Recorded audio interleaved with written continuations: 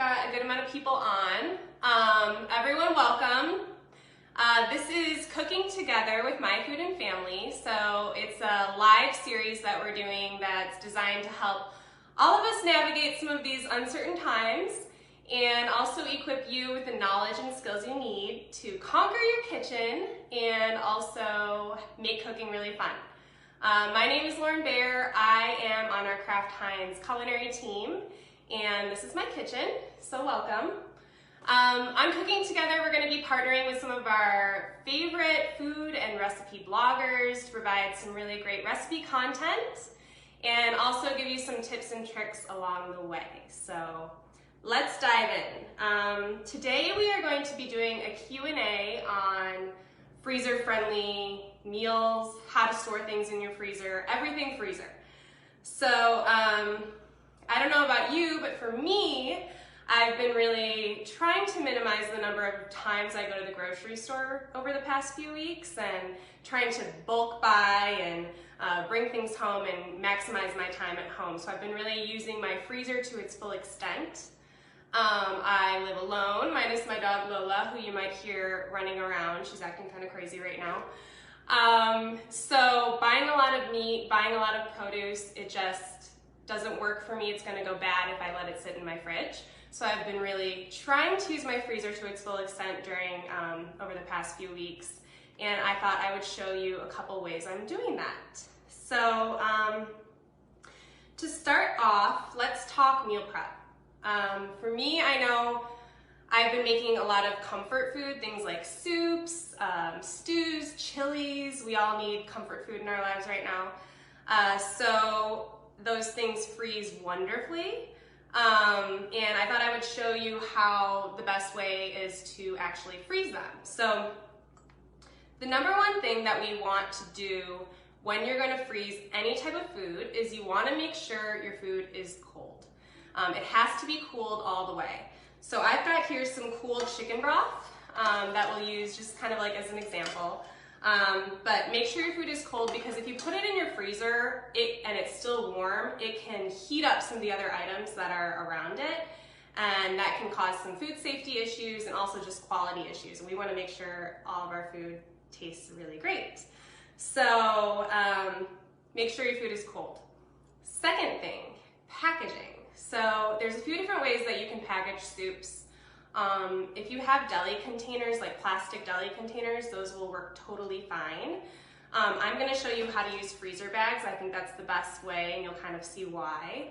But if you have deli containers, those work. Make sure your stuff's cold, put it in there, and just leave a little bit of headway at the top between the end of your soup and the lid, because as liquids freeze, they tend to expand.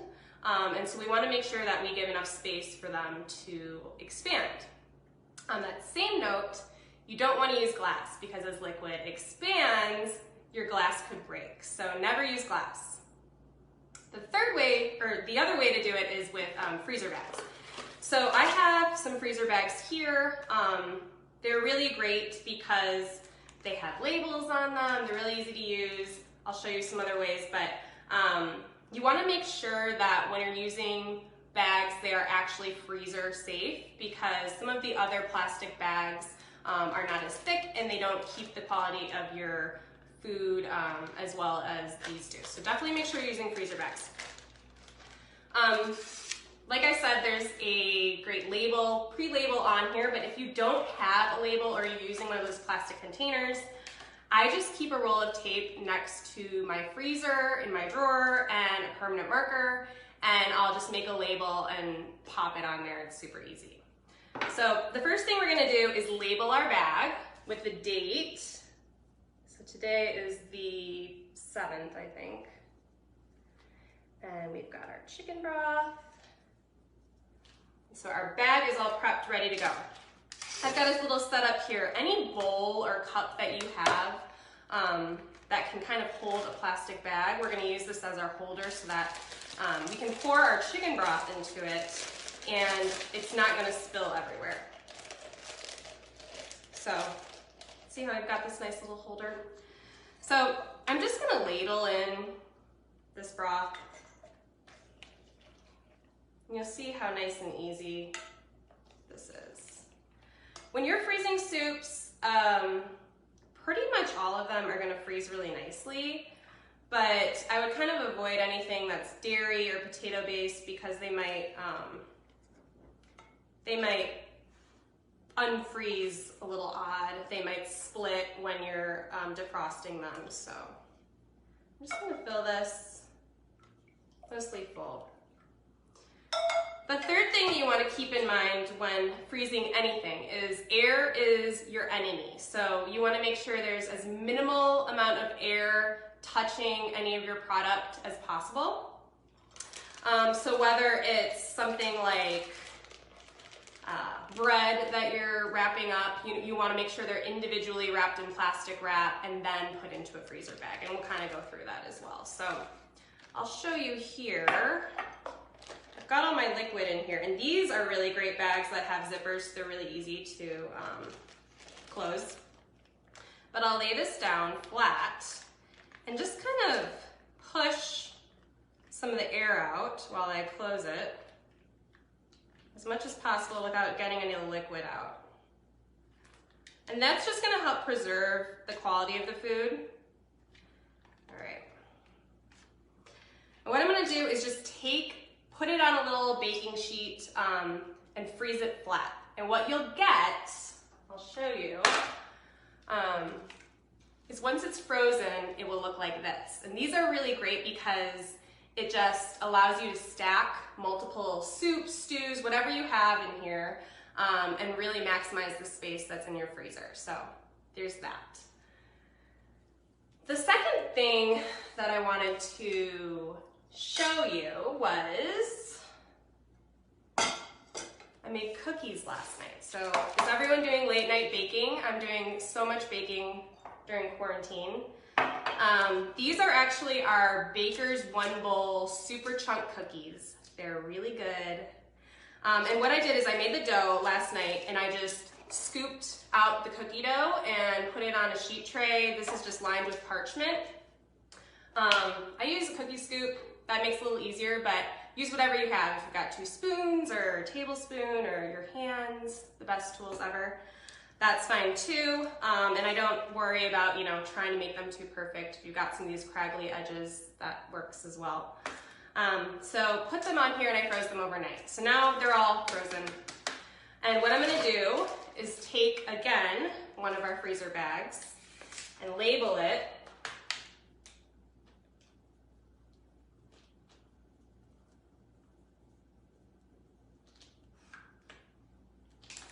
And we'll just put the dough right into the bag.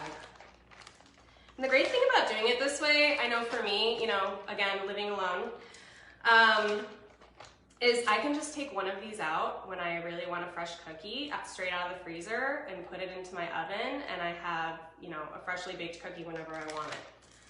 So take this and put it in my fridge just overnight and let them defrost, and then I'll bake them according to the instructions on the recipe. But you can also just bake them direct from frozen and just add about 2 to 3 minutes onto your cook time, and that should be fine as well. Again, what are we gonna do here is try to minimize the amount of air that we have in the bag. So just try to press that out as much as we can. Okay, so I'm gonna put these into my freezer, but I thought what I could do is while I do that, I'll take you on a little quick tour of my freezer. Freezer organization. So this is my freezer. I think the number one thing is you want it to work with what works for your family. So for me, I think organizing by category, if you will, or different areas that the way that you cook is the best way to do it. So over here, I've got things for beverages, ice, glasses, things like that. Here I've got things like starches, quinoa, cauliflower rice, cauliflower mash, things like that, and proteins over here. On the second shelf, we've got kind of like our pre-made, ready to go food when we don't feel like cooking. And then I've got all of my fruits, vegetables, and some of my pre-made stuff that I'll kind of show you how those are done. So things like fruit, again, in my freezer bag, labeled nicely. Different vegetables, asparagus, green beans. I keep nuts and seeds in the freezer because they have natural oils on them that tend to go rancid. So what you want to do is keep them in your freezer and it will really extend the shelf life on them for about a year. So I thought I would take some questions now. Okay, so someone's asking, the blueberries look good, what's the best way to freeze them? So fruit and vegetables, really easy. What I do is just take another baking sheet like this, and you're gonna wash all of your fruit really well and dry it really, really well. Because when you freeze it, you don't want any ice crystals or anything like that on your actual fruit. And just lay it out on a sheet tray and pop it in the freezer. And once everything's frozen, then you just put it in a freezer bag. Of course, make sure to label it and take out the air. And you should be good to go. As far as vegetables, most vegetables will freeze totally fine. I would blanch them before you freeze them. So just put them in a pot of boiling water for about a minute, stick them in some ice water, and you know, do the same thing. Make sure to dry them really, really well. Put them out on your sheet tray, and then once they're frozen, you can transfer them to a. How do you freeze zucchini? So there are a few vegetables I would not recommend freezing. Zucchini is one of them. Vegetables with a lot of water content in them, once they're frozen and they thaw, they just really release a lot of liquid. And so their quality is not as good. I wouldn't recommend doing it. But if you really wanted to do it, you absolutely could. And you would just do the same thing. Make sure to cut it however you want to use it for your recipes. And then put it out on your sheet tray in the freezer, and then just transfer it over.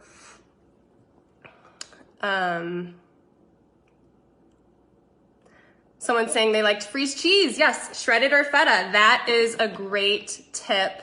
You can absolutely freeze cheese. People don't necessarily usually think of that. And one part that I haven't really talked about is defrosting items. There's a few different ways to do it. And the best way to do it is really overnight in your fridge. It does require a little bit of planning, but yeah, I would just put it in your fridge the night before, make sure that it thaws out safely, and then you can use it the next day. How long can I keep ground beef in the freezer? So really things will stay, be fine to eat in the freezer as long as you have it, but it's really all about quality. So we recommend for ground beef a maximum of 3 months just to maintain. Where can you find the cookie recipe? Good question. It is on myfoodandfamily.com. It is an excellent recipe. I highly recommend it. It's one bowl, so not a lot of pots and pans or anything like that. So thanks everyone for joining. Oh, can you freeze eggs? So eggs are kind of like the glass example that I said with liquid. So they expand also when they're frozen. So if you can't freeze them in their shell, or the shell will explode. But you can freeze them if they are taken out of the shell and put into like a plastic container or freezer bag. They should last as well. I would not recommend refreezing leftovers, no. So I think before you're going to actually freeze something, think about how you're gonna eat it. So me, I live alone. I'm not gonna eat a full casserole, so I might cut it into smaller portions, or maybe put it in a muffin tin so that I've got individual pieces I can take out when I need it. But if you're, a family of 5 and your family's gonna eat the whole casserole, I would plan on, freezing it that way. But don't refreeze. All right, leftovers. Well, thank you everyone for joining today. Tomorrow we are going to be live again with some Mother's Day tips. So we'll be making a mock mimosa and a fruit dip and a cute little basket to send to mom or one of your friends that maybe you can't see this year. And until then, let's keep cooking together. All right, thanks everyone.